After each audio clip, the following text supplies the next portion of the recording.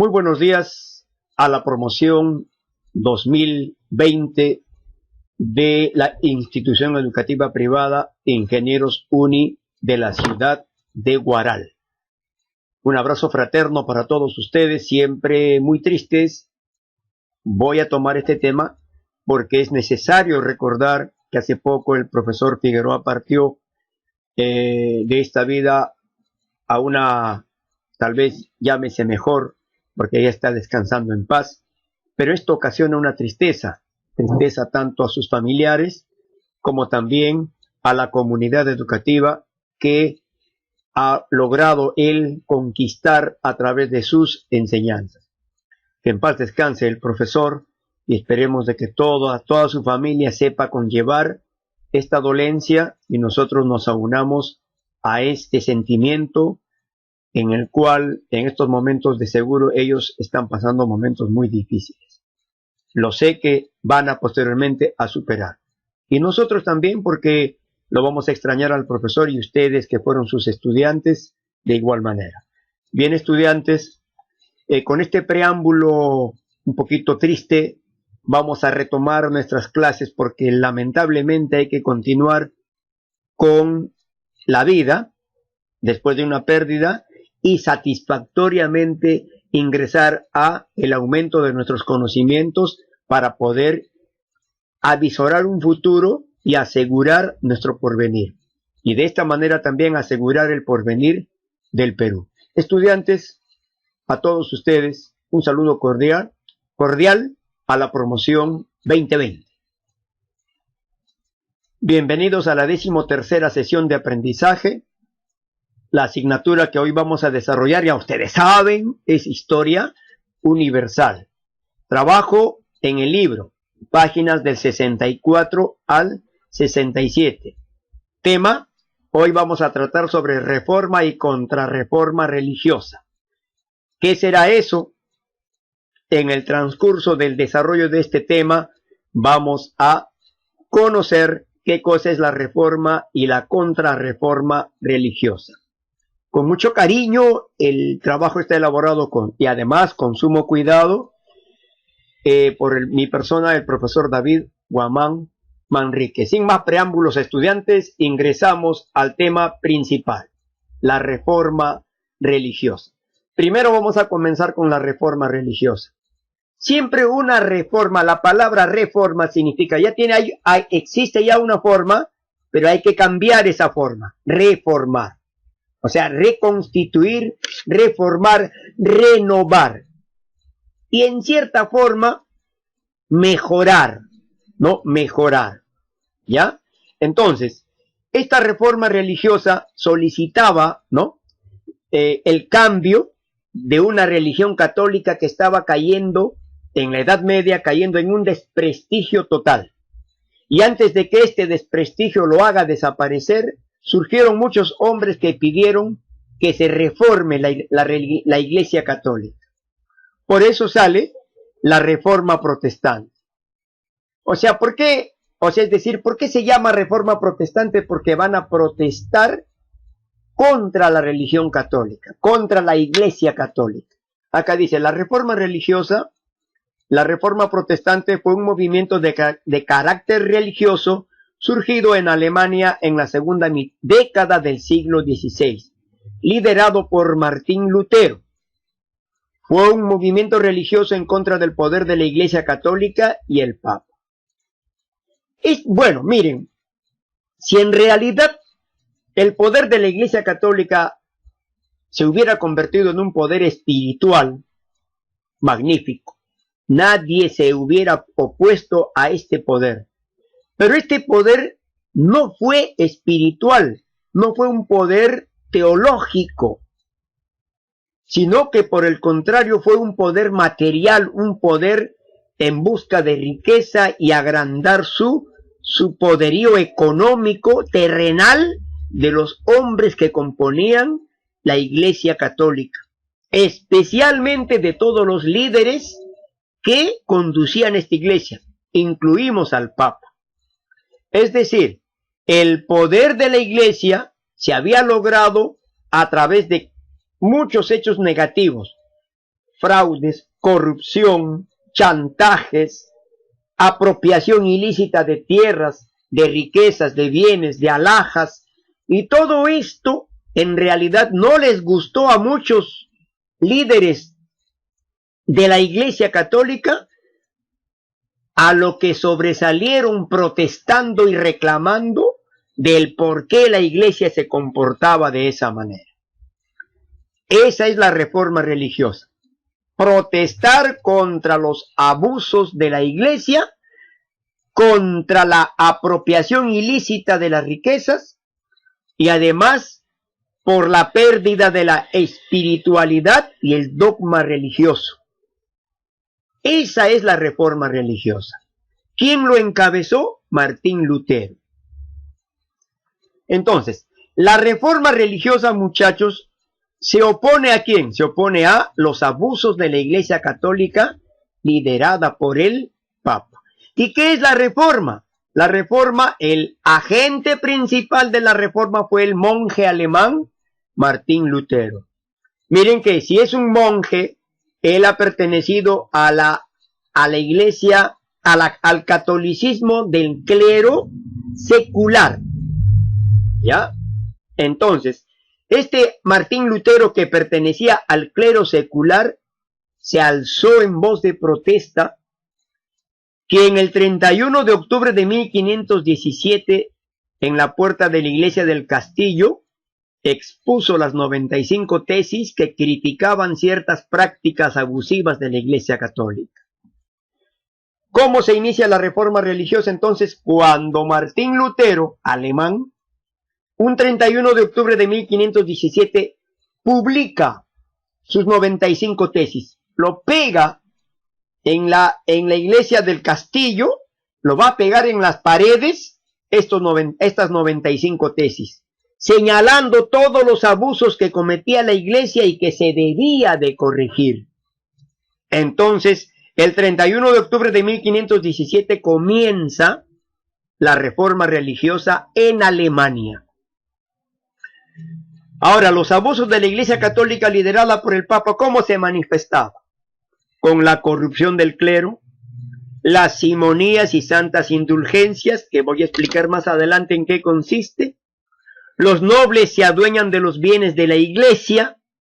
En este caso, los nobles eran los arzobispos, los obispos, los sacerdotes, los párrocos y muchos abades. Los abades eran cabezas de los monasterios. Además, el Papa estaba en constante lucha con el rey por demostrar quién de los dos era el más poderoso. Imagínense. Además, Dios no, me imagino que todos los que creen en Dios, por lo menos personalmente, yo no creo en Dios. Sé que para mí personalmente, para mi criterio, para mi forma de pensar, Dios no existe. Pero para los que creen en Dios, en este caso para la Iglesia Católica y para los que profesan su existencia, muchachos, Dios representa, según la interpretación de la Biblia, representa paz, amor, humildad, sencillez. Y no, la sencillez, la humildad, no está relacionado con el poder. O sea, no está relacionado con que yo quiero ser el más poderoso en la tierra y que a mí se me venere. Y que yo tengo que hacer lo que a mí se me pega la regalada gana. Eso no practica Dios. O no ordena Dios a los seres humanos. Ordena la humildad, la sencillez y por el contrario, el servicio a los demás. Quiere decir que todo ser humano antes de ser admirado, antes de ser llámese aplaudido, aplaudido, que hablen bien de él, etcétera. Antes de todo eso, la humildad y el servicio a los demás. Eso no se daba en la Edad Media, muchachos. En la Edad Media, el Papa era el que se sentía el dueño y señor todopoderoso y competía con el rey. Todo esto hizo que surgiera, por esa razón, la reforma religiosa. causas, aquí estamos, vamos a explicar ya las causas de la reforma religiosa. Esta de acá que hemos, esto de acá, todo esto de acá. Es decir, muchachos, estas causas de aquí, todas estas que voy a señalar, estas de aquí, ya, la de aquí, muchachos, vamos a explicar a continuación. Causas de la reforma religiosa, las simonías y santas indulgencias. ¿Qué cosa eran? Las simonías permitía comprar cargos eclesiásticos y con eso lucraba la iglesia, imagínense. Es decir, si yo quería un cargo para ocupar dentro de la iglesia, tenía que pagar. Pagando recién conseguía ser párroco, obispo, arzobispo, sacerdote, abad. Y si no pagaba, piña, no podía ocupar un cargo eclesiástico. Otro, comenzaron a vender las indulgencias. ¿Qué cosa era la indulgencia? Predicando que cualquier cristiano podría y debería comprar el perdón de sus pecados. Es decir, compra, o en todo caso, compra el perdón de tus pecados. Paga primero y yo como papa, autorizado para declarar tu pecado libre o libre de pecado, yo te voy a autorizar y te voy a perdonar tu pecado, pero primero paga. Miren a qué abuso se había llegado entonces. Es decir, las indulgencias permitían que ciertos obispos, sacerdotes, arzobispos y párrocos tengan la autoridad de perdonar pecados siempre y cuando el feligrés, el que había cometido pecado, pague riqueza alguna en favor de la iglesia. Si no, no alcanzaba el perdón del pecado. Entonces, por esa razón, Lutero, aquí hay un nombrecito otra vez, Lutero, discrepó públicamente de esa práctica realizada por el Papa. ¿Qué Papa hacía eso? El Papa León X. ¿Qué hacía el Papa León X? Permitía las simonías, compra de cargos eclesiásticos, y las indulgencias. Te perdono si pagas primero.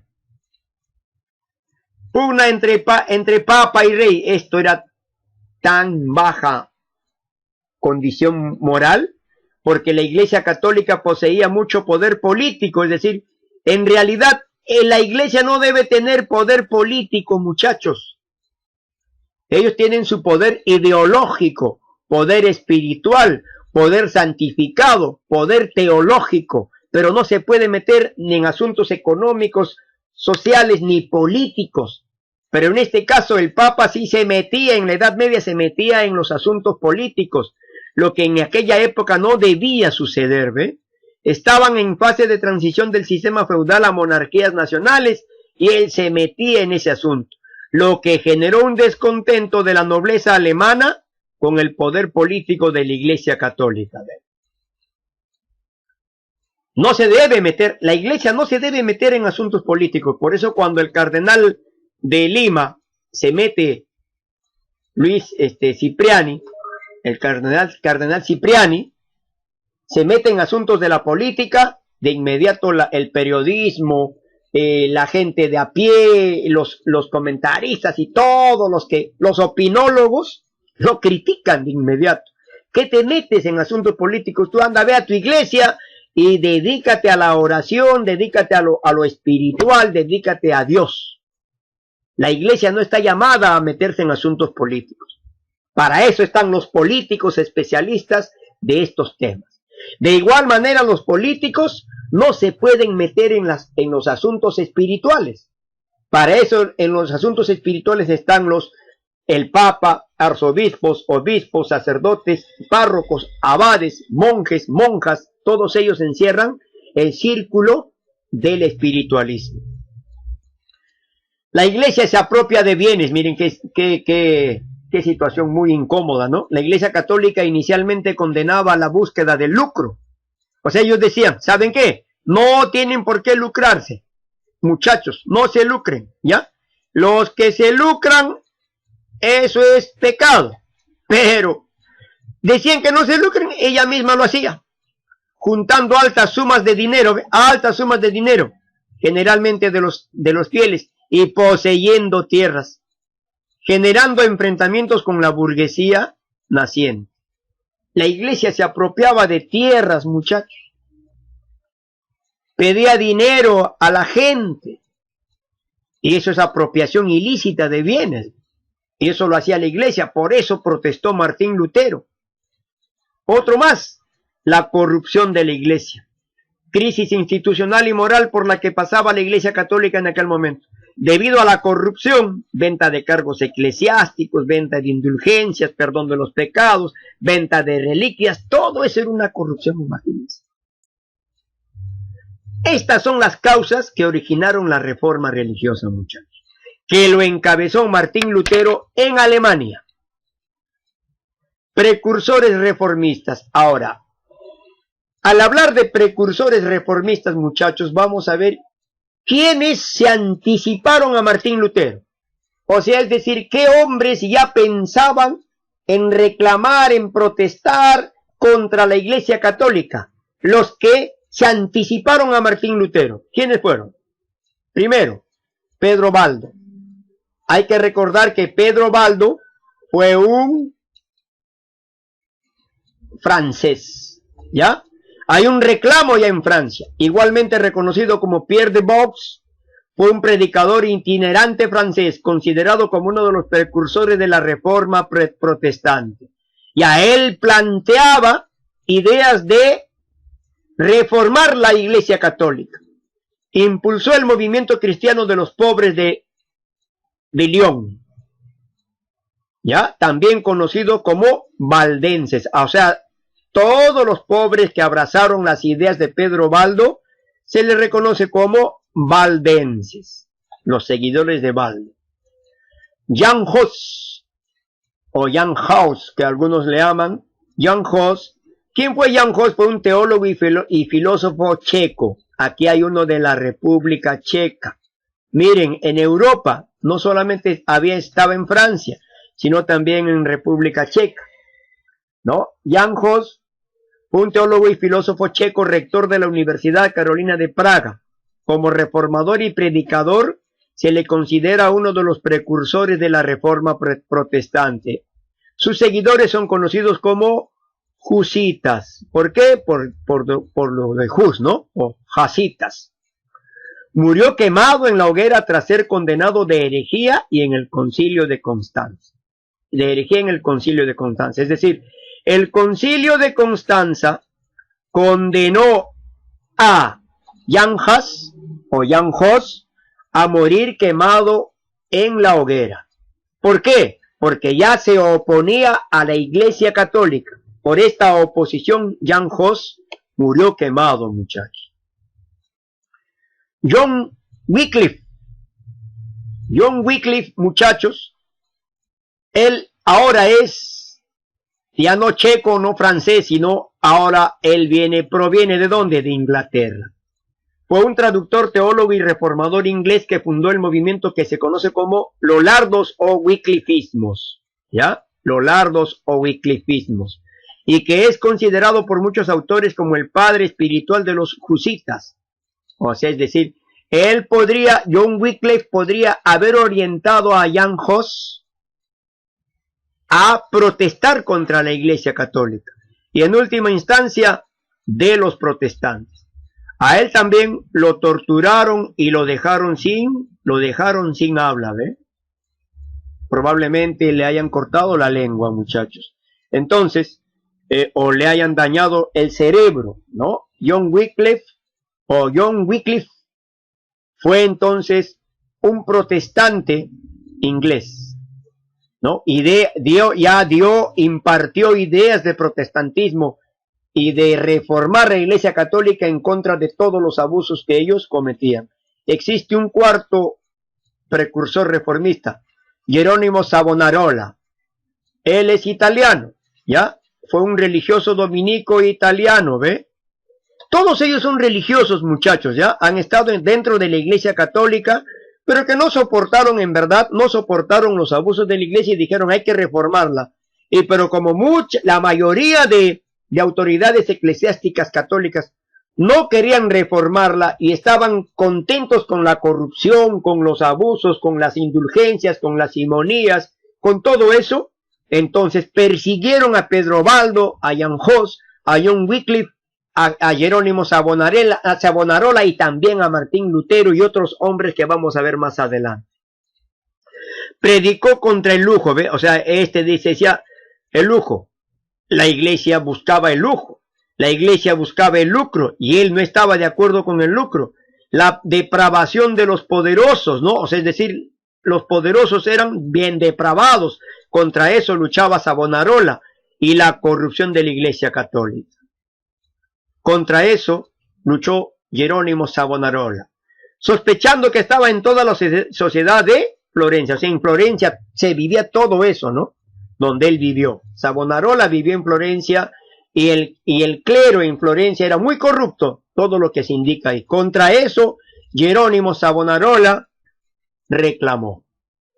Ahora, muchachos, representantes de la Reforma, ahora sí, salen los que lucharon y con sus acciones ya ellos sacaron adelante la Reforma. Martín Lutero, nacido como Martín Luther, después cambiado a Martín Luther, como es conocido en alemán. Fue un teólogo y fraile católico agustino. Así él perteneció a la rama de los agustinos. Nacido en Alemania, es alemán. Comenzó e impulsó la reforma religiosa en Alemania y en cuyas enseñanzas se inspiraron la reforma protestante y la doctrina teológica y cultural denominada luteranismo. Juan Calvino, ella es un teólogo francés, ¿ya? Acá no lo he escrito en esta secuencia, pero voy a explicar lo que sucedió con Juan Calvino. Considerado como uno de los autores y gestores de la reforma protestante. Lo que no está escrito está en el libro, muchachos, ¿ya? Así que no se preocupen. Las doctrinas fundamentales de posteriores reformadores se identificarían con él, llamando a estas doctrinas calvinismo, ¿ya? En Francia se llamó calvinismo. Los 5 puntos del calvinismo surgen de los discípulos de Calvino, como contraposición a las doctrinas de los discípulos de Jacobo Arminio, además de haber creado la Biblia de Ginebra en 1564. ¿Saben qué sucede con Juan Calvino, muchachos? Como él protestaba contra la Iglesia Católica en Francia, fue expulsado de Francia. Entonces, ¿a dónde se va a ir a refugiar Juan Calvino? Se va a ir a Ginebra. Ginebra es una ciudad de Suiza, ¿ya? Es la capital de Suiza. Y allí se refugió Juan Calvino. Y desde allí Juan Calvino, muchachos, siguió con la tendencia de implantar el calvinismo. Entonces, aquí ya vamos atando cabos y rabos. El luteranismo en Alemania, por Martín Lutero. El calvinismo en Francia, por Juan Calvino. Y además en Suiza, Francia y Suiza. Ahora, son dos tendencias protestantes ya. Tenemos dos tendencias protestantes. Luteranismo de Martín Lutero en Alemania, calvinismo de Juan Calvino en Francia y en Suiza. Y viene un tercero. Enrique VII, un rey, también se mete en asuntos religiosos, muchachos. Y ya saben por qué, porque el rey también se disputaba el poderío con el Papa y no permitía que Enrique VIII no permitía que el rey católico, el Papa católico sea más poderoso que él. De tal manera, aprovechando las luchas de los protestantes, Enrique VII, ¿qué es lo que va a hacer? Va a crear una iglesia. Acá, crea una iglesia anglicana. La que va a decir, bueno, ¿saben qué? Iglesia católica, se fregaron. ¿Ya? Ahora yo voy a crear mi propia iglesia. Acá yo no voy a respetar. En Inglaterra voy a crear mi iglesia anglicana. Como en Alemania ha surgido la iglesia luterana. Como en Francia ha surgido la iglesia calvinista. Entonces yo acá en Inglaterra voy a crear mi iglesia anglicana.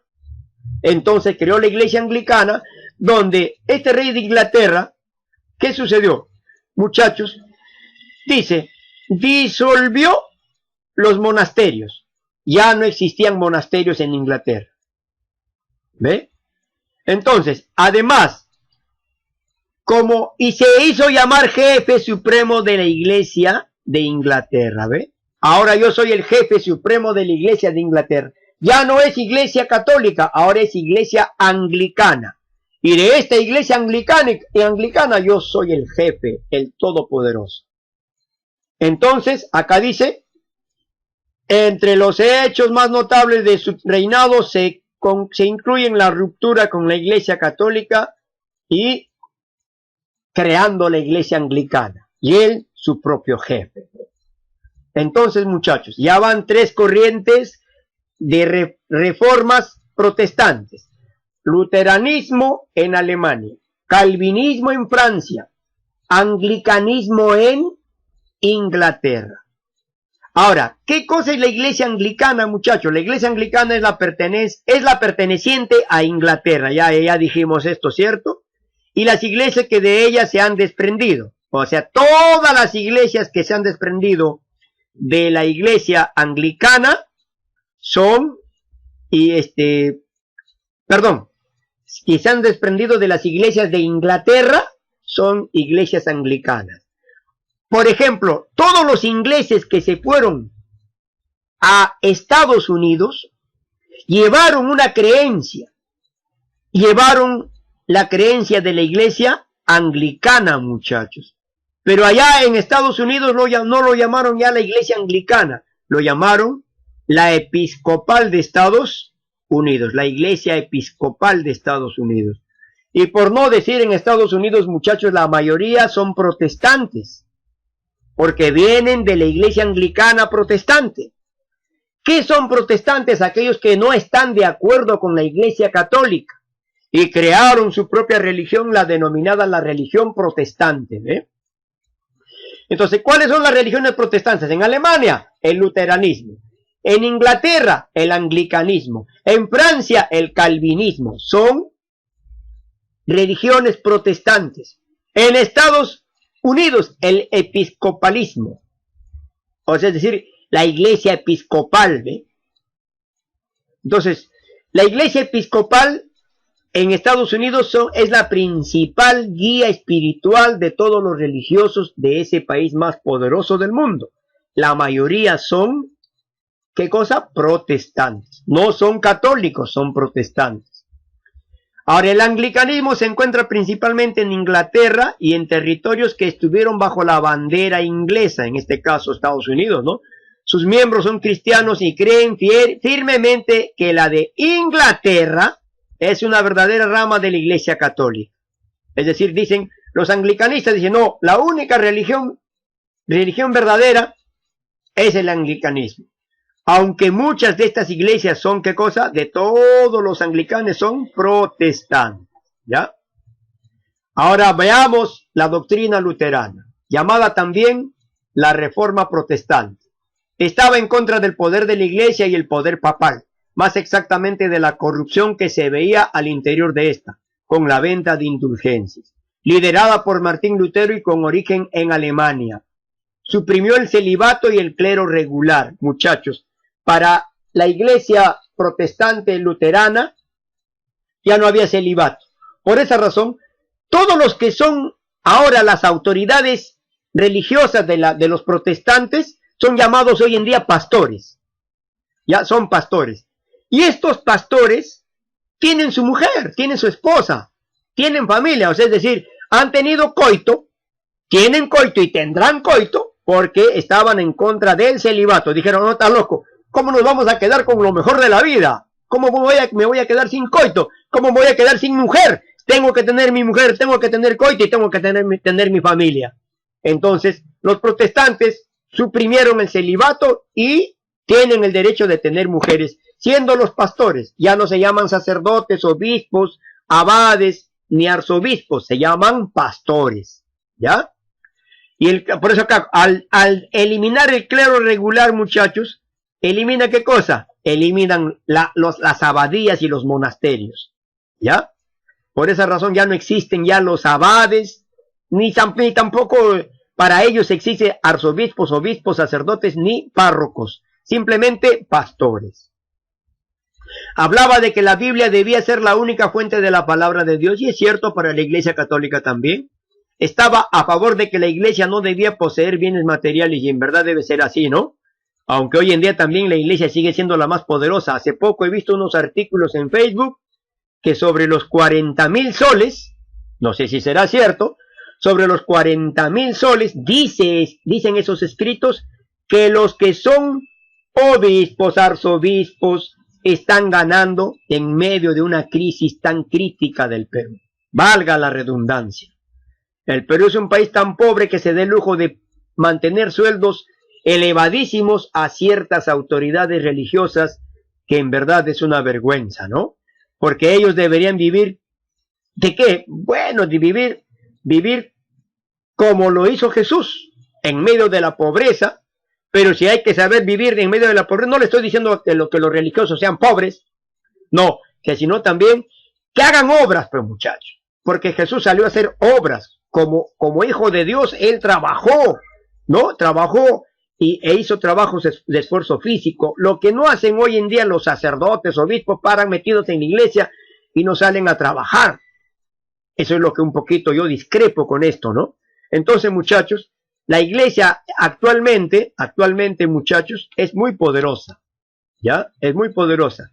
Todos los bienes económicos que amasaron en la Edad Media, hoy por hoy, los mantienen vigentes con ese poder económico. Prohibían imágenes en las iglesias.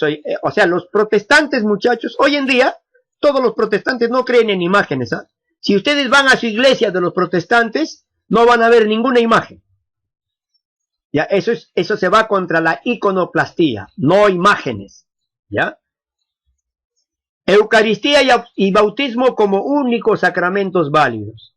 O sea, para los protestantes solamente la Eucaristía y el bautismo son los dos únicos sacramentos que valen. Solo la fe sirve para lograr la salvación por sí sola. Las prácticas religiosas no tienen mayor trascendencia. Solo la fe. ¿La fe ante quién? La fe ante Dios. Aplicación de la Reforma Luterana. ¿Cómo se aplicó la Reforma Luterana, muchachos? Fue en el año 1507, cuando el precursor de la Reforma Protestante, Lutero, publicó un 31 de octubre de 1507, ¿qué cosa publicó, muchachos? Publicó sus 95 tesis o 95 puntos criticando a la Iglesia y al propio Papa. Los publicó el 31 de octubre de este año, de 1517. ¿Ya? Ahora, las 95 tesis de Martín Lutero condenaban la venta de indulgencias y proponían la fundación del luteranismo. De acuerdo con Lutero, la salvación del hombre ocurría por los actos practicados en vida y por la fe. Aunque fue contrario al comercio, tuvo gran apoyo de los reyes y príncipes de la época. En sus tesis condenó el culto a las imágenes y revocó el celibato. Ya lo hablamos esto. En 1520 el Papa León X redactó una bula condenando a Lutero y exigiendo su retractación. Lutero quemó el bulo en público, lo que agravó la situación. O sea, Lutero se enfrentó al Papa León X. En 1521 el emperador Carlos V del Sacro Imperio Romano Germánico convocó a una asamblea llamada Dieta de Worms. Atención con esto, la Dieta de Worms. En esta Dieta de Worms, Lutero defendió sus 95 tesis y además mostró la necesidad de la reforma de la Iglesia Católica. De inmediato, todos los reunidos en esta asamblea, que eran la mayoría católicos y no protestantes, lo consideraron hereje y lo expulsaron de la iglesia, ¿ves? Porque él pertenecía a la Iglesia Católica. Lo expulsan de la iglesia y además lo consideran hereje. Las 95 tesis pasarían a ser el centro o la base de la estructura de la religión protestante, siendo que la salvación por medio de la fe el centro de la doctrina que impartiría Lutero. Lutero condenó las reliquias y demás ostentaciones de la iglesia y el clero, como la adoración a los santos. También lideró la eliminación de algunos sacramentos que consideraban innecesarios, solo mantuvo los dos sacramentos de la comunión y el bautismo. Las 95 tesis crearon el nacimiento del protestantismo. Y además, ¿no? Estas 95 tesis eran necesarios que den la vuelta por toda Europa, muchachos. Y entonces hizo de que Juan Gutenberg, aquí está, Juan Gutenberg, con la rapidez de un rayo, inventara la imprenta. E inventó la imprenta, ¿para qué? Para que las 95 tesis de Martín Lutero sean propaladas por toda Europa en forma escrita y que todo mundo sepa lo que en realidad exigía el luteranismo. La contrarreforma, ahora sí. O sea, Lutero reclamó y creó el protestantismo. Y el protestantismo empezó a avanzar. Entonces la Iglesia Católica no se quedó con los brazos cruzados. ¿Qué es lo que hizo la Iglesia Católica, muchachos? Creó la contrarreforma. Esta contrarreforma, jóvenes estudiantes, ¿qué cosa era? Simplemente la lucha contra los protestantes. Entonces, la Iglesia Católica, al ver que la reforma protestante cada vez crecía más, se unió para responder a esto, lo que se le conoció como contrarreforma católica. Vamos a detener el avance de los protestantes. Entonces, en el siglo XVI, la Iglesia Católica estaba pasando por una crisis importante.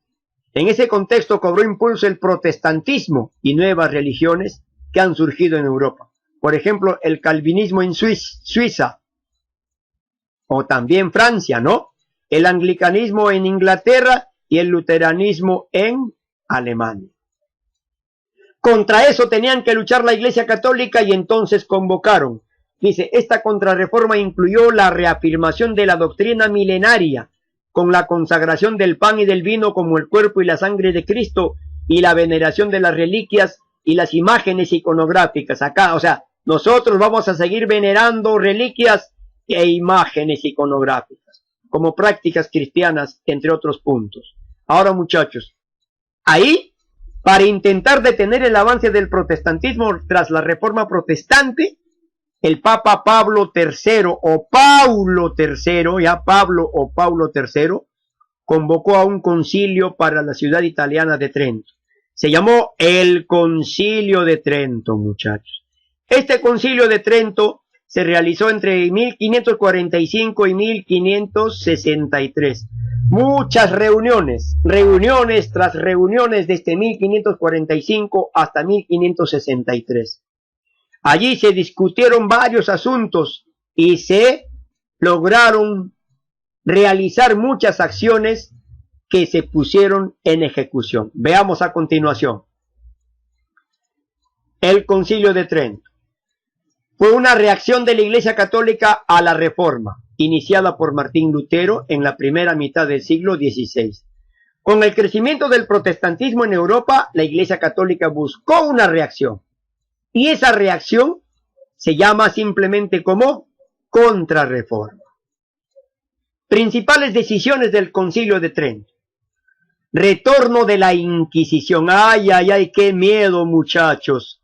La Iglesia Católica hizo retornar la vieja tradición de la Santa Inquisición. ¿Y qué es la Santa Inquisición? A todo aquel que se oponga a la Iglesia Católica, los vamos a vigilar, hostigar, detener y castigar hasta con la muerte. Los ahorcaban, en algunos casos, muchachos, los torturaban y con las torturas los inducían a la muerte. A todos los miles de protestantes, entre judíos e integrantes de otras religiones, fueron perseguidos y castigados por el Tribunal del Santo Oficio. Es decir, ¿quiénes castigaban? El Tribunal del Santo Oficio. Persigan a todos los que protestan. Eso lo dijo el Concilio de Trento, ¿ve? Y a eso se llama la Inquisición. Es una parte, una consecuencia del Concilio de Trento o de la Contrarreforma. El Índex. Entonces, ¿qué cosa fue el Índex? Creación de índices de libros prohibidos. Sacaron un índice de todos los libros que estaban prohibidos leer. Índice Librorium Prohibitorium. O sea, es decir, aquí presentamos el índice de todos los libros que están prohibidos de leer. porque esos libros estaban en favor del protestantismo y en contra de la Iglesia Católica. Eso es el índex. Los libros incautados eran quemados, eran quemados. Quien fuera atrapado con materiales de este tipo recibiría castigos severos. ¿En dónde? En la Inquisición, por el Tribunal del Santo Oficio. Varios escritores, muchos de ellos científicos, fueron arrestados y condenados por escribir libros con ideas no aceptadas por los católicos. Asesinados. Creación. Ahora, muchachos, ¿qué es lo que hizo el Concilio de Trento? Ha creado una empresa religiosa. ¿Saben quién creó esta empresa religiosa? Lo creó San Ignacio de Loyola. ¿Cómo se llamó en verdad San Ignacio de Loyola? Se llamó Íñigo López de Recalde, más conocido como San Ignacio de Loyola. ¿Qué hizo San Ignacio de Loyola? Creó una empresa religiosa. Esta empresa religiosa se debía dedicar a hacerle la competencia al protestantismo. ¿Pero de qué manera? No hacerle la guerra, sino hacer una guerra de ideas, una guerra de predicación, una idea de quién predica mejor y quién gana más adeptos. Entonces, la Compañía de Jesús se creó gracias a la gestión de Íñigo López de Recalde o San Ignacio de Loyola. La Compañía de Jesús, muchachos, esta Compañía de Jesús, o los jesuitas, se dedicó a llevar la religión católica. Miren, muchachos, fueron sacrificados, ¿no? ¿Enviados a dónde? Enviados al África, traídos a América y llevados al Asia. ¿Con qué finalidad? Vayan, muchachos, vayan a África, vayan a América, vayan a Asia a predicar la religión católica.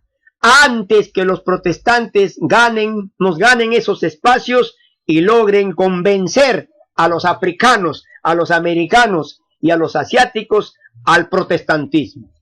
Entonces los jesuitas salieron en pos de ganar feligreses que crean en la religión católica, muchachos.